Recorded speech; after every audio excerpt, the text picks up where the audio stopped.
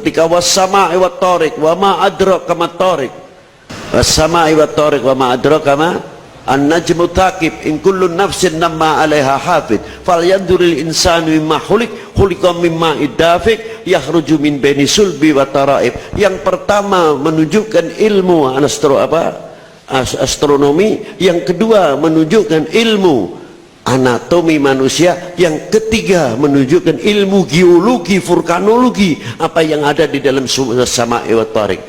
Kita membacanya urusan akhirat saja, kita tidak memungkiri memang itu untuk dunia akhirat, tapi kita membaca keuniversalan. Ada apa sampai Allah Ta'ala menggunakan wawu qasam,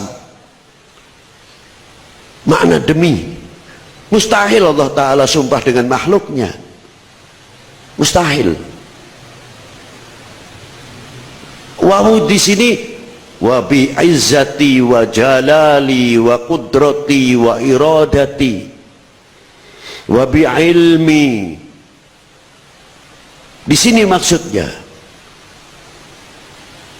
aku ciptakan langit tanpa tiang,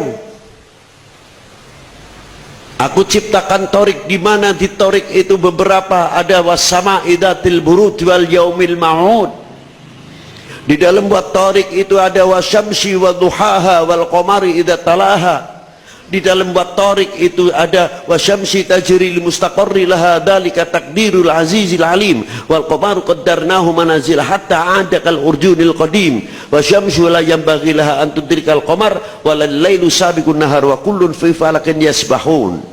Dibuktikan ketika Rasulullah menjadi saksi Allah atas ciptaannya untuk hambanya dan umatnya. Isra Mi'raj Rasulullah diangkat melalui buruknya apa? Melihat bagaimana putaran matahari, putaran bintang, putaran bumi, putaran bulan. Langsung Rasulullah menyaksikan bi'aini wa ra'si. Untuk apa? Syahid, dari syahidnya Allah Ta'ala apa yang telah diciptakan liman untuk umat. Itu hebatnya di sini. Sehingga Rasulullah tahu putaran berapa derajat, dan bagaimana planet-planet yang ada di dalam at-thariq. Anehnya bawahnya setelah membahas ilmu astronomi, antariksa, apa kaitannya dengan ilmu anatomi manusia? Dan apa kaitannya matahari, bintang, bulan dengan bumi, pohon-pohonan, air laut, air sungai, dan penghuninya? Dan apa kaitannya dengan setiap butiran-butiran pasir, tanah yang dilindungi Allah Ta'ala bisa menghindari, menepis pantulan yang membahayakan ultraviolet?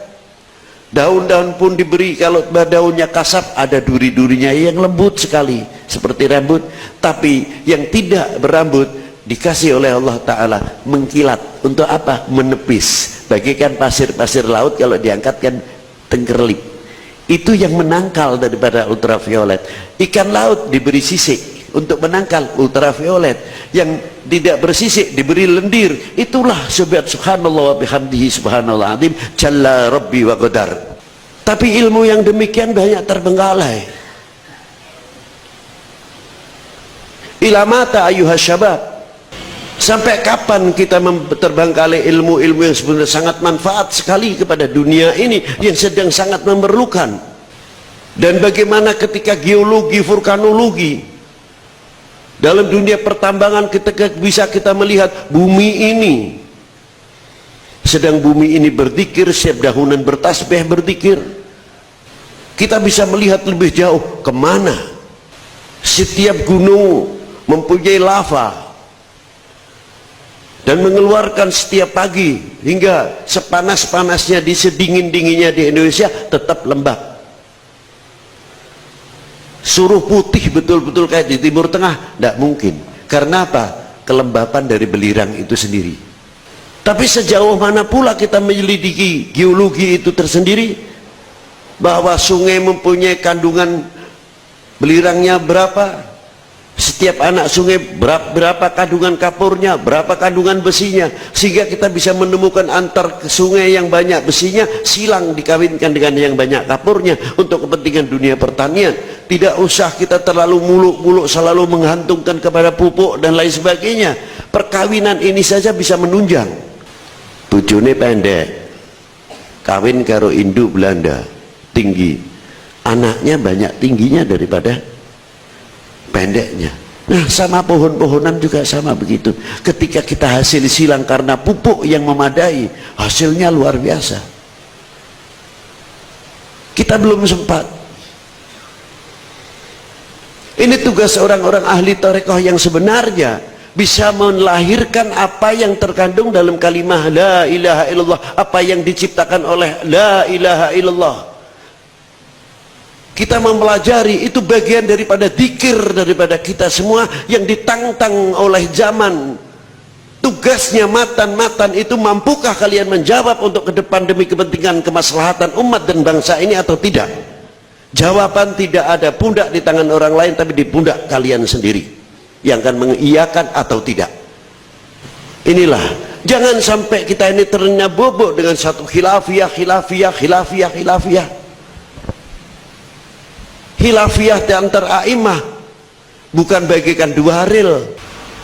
Relnya tetap sama, posisinya sama, cuma bedanya yang satu pakai Argo Bromo ke Jakarta atau Argo Anggrek, yang satu pakai kereta ekonomi, yang satu pakai kereta barang. Sing nganggo kereta barang ya tidak bisa cepat. Yang naik Anggrek khilaf, yang naik gerbong biasa khilaf. Jadi tapi relnya tidak khilaf. Itu yang dimaksud khilafiyah indal a'immah, bukan dua rel, bukan.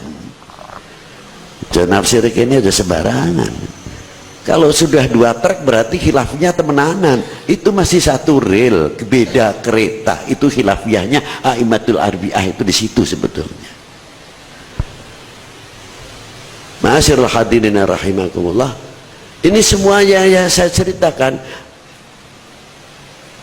ini bagian-bagian daripada kalau bisa kita memperkaya dan sebagainya, bagian daripada bela negara dan memperkokoh NKRI.